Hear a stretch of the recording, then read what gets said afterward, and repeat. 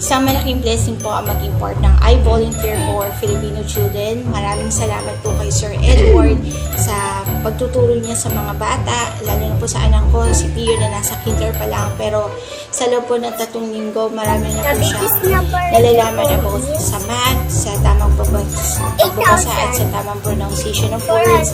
At malaking tulong po ito sa mga pagbubulang din na katulad ko. Kaya po kay Sir Edward and sa IVFC, sa mga bumubuo po nito, all the best po. God bless po sa inyo at maraming salamat po. Thank you po sa mga assignments.